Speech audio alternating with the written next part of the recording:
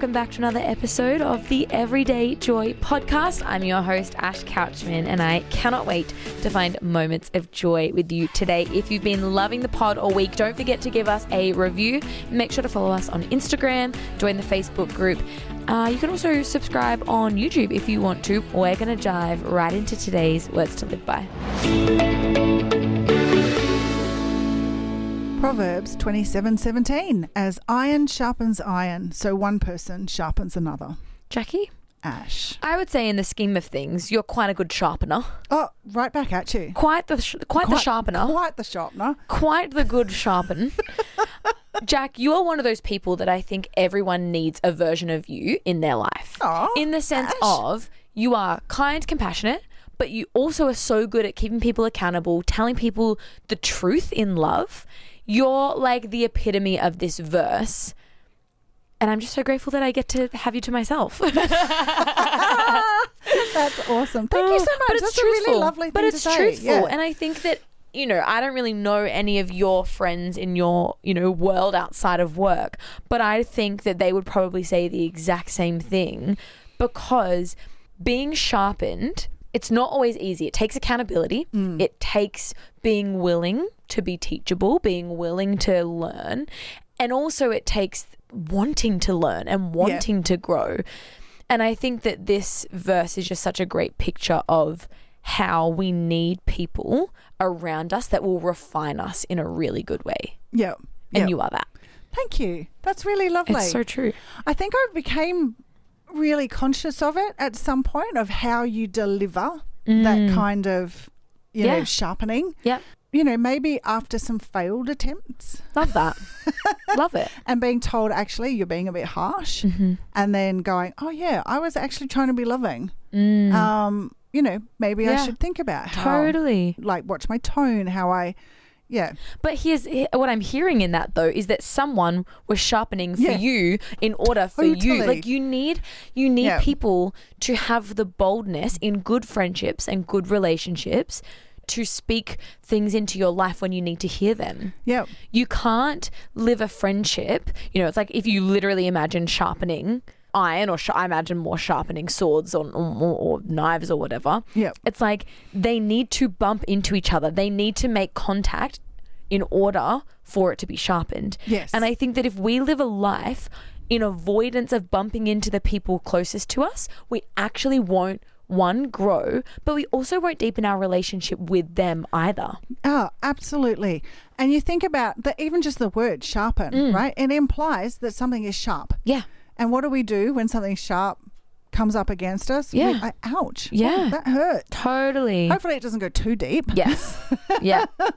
Yeah. But I have definitely had moments with friends where I'm like, oh, read the room, Jack. You're actually, no, now's not the time. Moving right along. Yeah. Make a not so sharp point and try again next time. But the one thing that I've written down another verse with this as well, because I think it really puts the heart behind the sharpening, which is 1 Thessalonians 5:11. Therefore, encourage and build one another up. And that is the whole point of the sharpening, right? Yeah. It's not to tear somebody down. No. It's not to go, oh, you're really a horrible person, and if you just acted like this, you'd be great. Totally. It's actually to build them up and be encouraging. And, again, our theme of the week being like Jesus, how do you deliver that in a way that is kind? There's a phrase, it's something about being kind isn't the same as being nice, or being nice isn't the same as being kind. Because when you're nice, you are just putting cotton wool over the harsh edges. But when you're kind, it comes with a heart of, wanting the best for somebody else, even if you're delivering, harsh news or something somebody doesn't really want to hear. You can still be really kind and loving in that moment. Yeah. But being nice would be, I just don't, I want them to. We won't touch on this because we don't want to. We don't want to bump into each other. We don't want to be refined. Yeah. Yeah. It's so interesting because I think that all of us would probably admit we don't love when people hold us accountable. We don't love when we get told that we're not, doing well at something, or that we hurt someone or offended something. But I think the healthiest relationships are the ones where you can make a mistake. You can be brought to account about it, and then you heal and you grow and you strengthen your relationship. And it's kind of this two-way stream of going, okay, if I'm going to deliver these things, or if I'm going to be the refiner in this situation, I need to do it with kindness, with empathy, and with, you know, wisdom from the Lord, right? And encouragement. Exactly. Yeah. But then if it's the other way around and we're the ones that are getting that advice, or we're the ones that are being lent into in that way, we need to be open to it and gentle enough and humble enough to go, oh, maybe I do need to grow. Yeah. Because it can be hard when we're faced in those circumstances our first reaction to be, no, I'm not. That's not me. I'm not like that. What are you talking about? But the reality is, I think the more that we sit with it, and you know what? Something that my mum said a little while ago that was really great. It was like, okay, when we have something like that happen, right? When someone speaks into your life, you kind of have two options. One, blow up, get upset. The relationship doesn't build, nothing grows. Nothing good kind of comes out of that. Or take it to the Lord, because that's ultimately what it's about, right? When someone gives you that advice, take it to God and say, God, what about this is truthful? Yeah. What about this do you want me to grow in? Yeah. Because there will be elements that are perception. There will be elements that are, you know, not deep-rooted characters of yours when people, you know, speak into your world.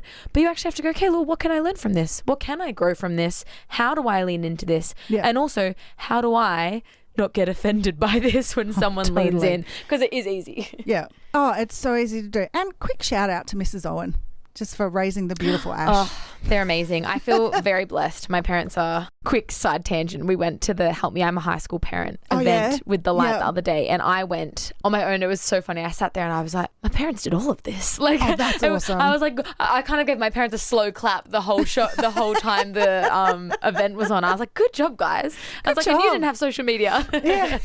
You didn't have YouTube videos. Yeah. But it's so true. I think that it is this thing of going, you need people, and even for my mum to say, sometimes you're going to have to be teachable. Sometimes you're going to make mistakes, and that's okay. Yeah. I think we can be people, and I don't know if I'm just talking about me or everyone. I know for me, I can be very avoidant of mistakes, very avoidant of letting people down, very avoidant of wanting to have disappointed people.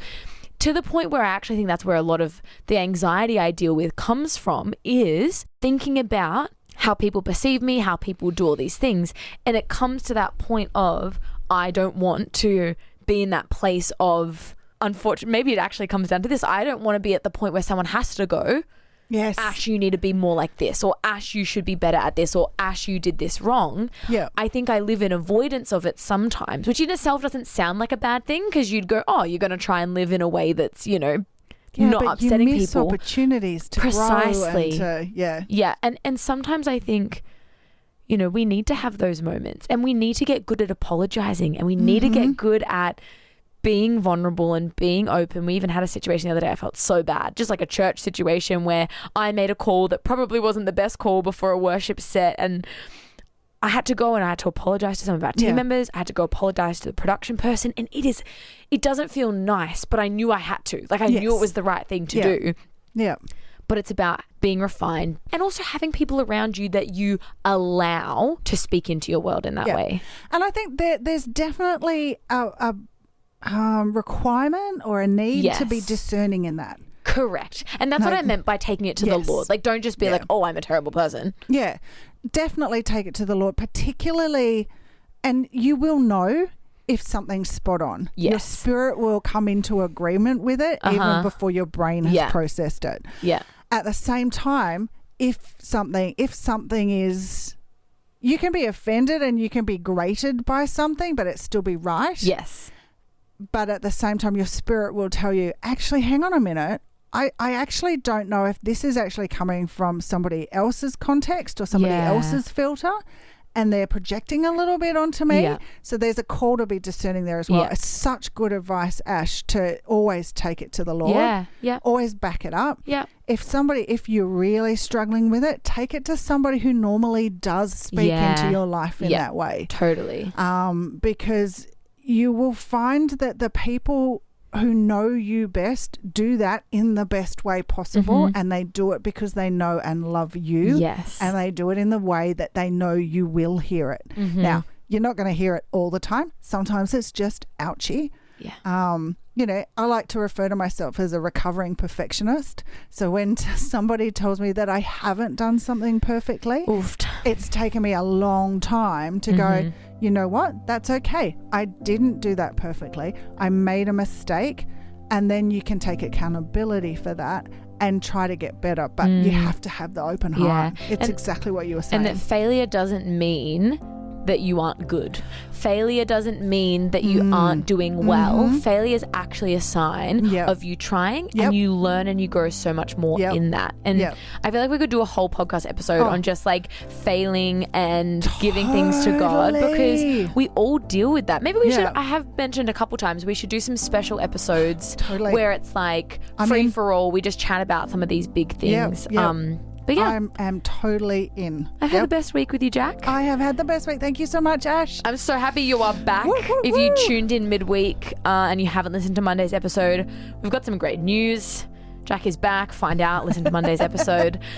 Jack, until next time. Until next time. Can't wait. Love you all. Love you, Ash. Thank you so much for tuning in to all the episodes this week. I cannot wait to dive into the Word of God with you more next week. But until then, I pray you're able to find moments of joy.